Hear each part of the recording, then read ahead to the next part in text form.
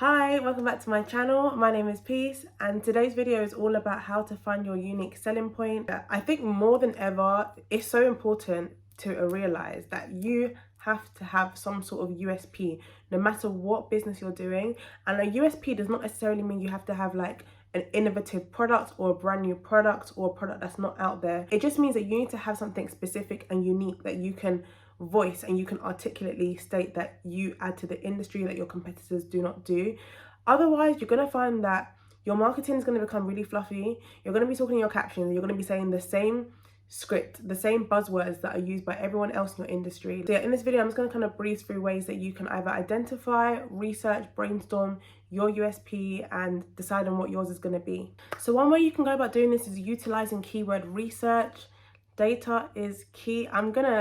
That might just be the motto of this whole channel. There are literally tools out there that show you what your customers or your potential customers are searching for when it comes to your product or the kind of product you sell. I use keywords everywhere. You can also use Google Keyword Planner. I'll leave links to those in the description bar. For example, if you're a skincare company, in SEO terms, one of your main keywords will be skincare product. But when you search for this main keyword in one of these tools, then it will show you suggestions of what other people have been searching for that relates to that main keyword, which are called longer tail keywords.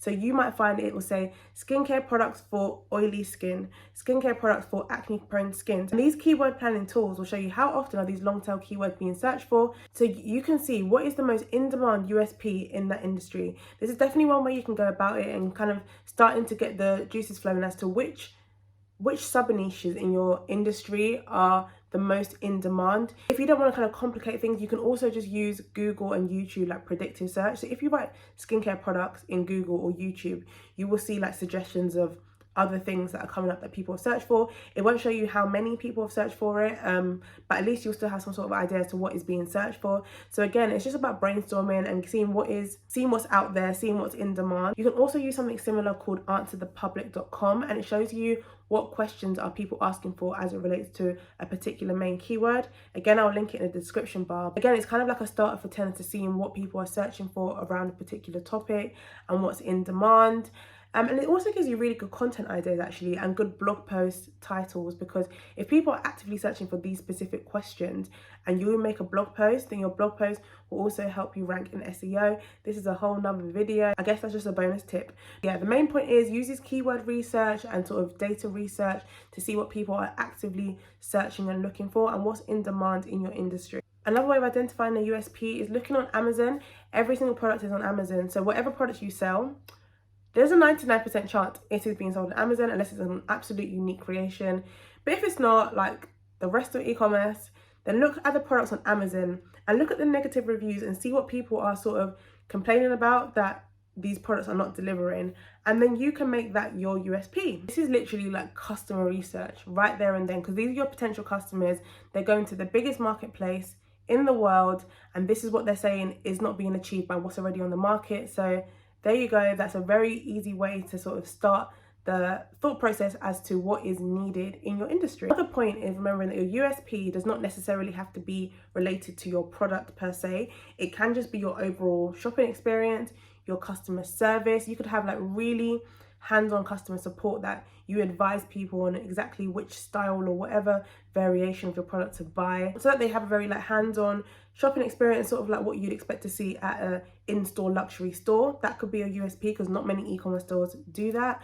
Your USP could be your shipping time. Some companies literally specialize in like offering same day or next day shipping. If that's something you feel like you could do, that could be you. One of your USPs could be like your customer service is 24/7.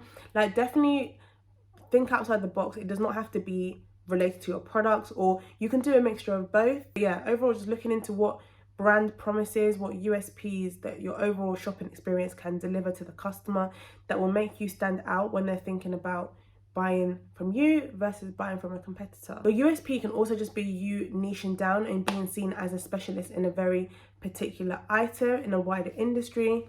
So say for example you sold like hair care products, you might want to niche down into being the shampoo people. You might just want to narrow down and say that this is what we deliver and we deliver this well. We are so passionate about cleaning hair cleansing, hair health, like sulfate free. Like you can just go ham on that one product and make yourself a specialist. You could do shampoo for curly hair, shampoo for long hair, shampoo for men, shampoo for children. Like, you can just do so many different variations, but specialize in that one type of product. That's definitely another way of having a USP, because you're uniquely known for being a specialist, an authority in this particular product. On the reverse, you might want to niche down by who you're serving, who is your target audience. And a really easy way of doing this is looking at which audiences are underserved, because there are some industries that they have a whole target market that they're literally neglecting. Like, you found this in the makeup industry with black women. In the last 5 years or so,